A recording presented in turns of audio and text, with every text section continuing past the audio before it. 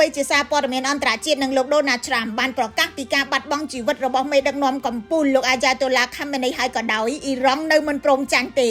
បន្ទាប់ពីរងការវាយប្រហារយ៉ាងសន្ធប់ពីអាមេរិកនិងអ៊ីស្រាអែលពេញមួយថ្ងៃទី28ខែកុម្ភៈឆ្នាំ2026ទីក្រុងតេហឺរ៉ង់បានពង្រីកការវាយបកដល់ទៅ8ប្រទេសហើយនៅមជ្ឈមបូព៌ាដោយបញ្ចេញអាវុធកំណាចរបស់ខ្លួនរួមទាំងមីស៊ីលរយៈចម្ងាយឆ្ងាយ Fatta-1 និងដ្រូនសាអ៊ីត136ផងវាយប្រហារទៅលើមូលដ្ឋានយោធាអាមេរិកនៅឈូងសមុទ្រពាក់និងអាកាសយានដ្ឋានយុទ្ធសាស្ត្រនានានៅមជ្ឈមបូព៌ាស៊ីរ៉ែនប្រកាសអាសន្ននិងសម្លេងផ្ទុះនៅតែក៏ក្រើកលាន់រំពងនៅស្ទើរតែទូទាំងតំបន់នៅព្រឹកថ្ងៃទី1ខែមីនា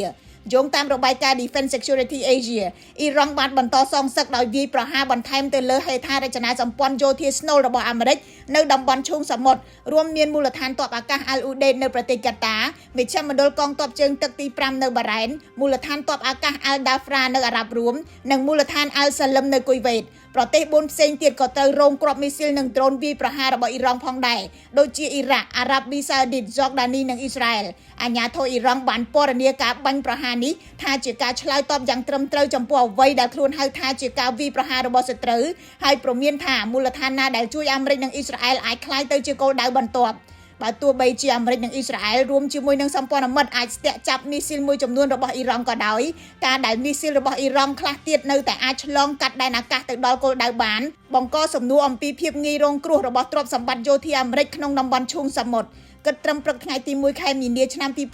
2026ចំនួនពលរដ្ឋអ៊ីរ៉ង់ស្លាប់ដោយការវាយប្រហាររួមរបស់អាមេរិកនិងអ៊ីស្រាអែលបានកើនដល់ជាង400នាក់នេះបើយោងទៅតាមអង្គការសហប្រជាជាតិសារព័ត៌មានអ៊ីស្រាអែលរាយការណ៍ថាមានស្ត្រីម្នាក់ស្លាប់និង21នាក់រងរបួសនៅទីក្រុង Tel Aviv ប្រទេសអ៊ីស្រាអែលខ្ញុំរស់សុធាពី News Today NTTV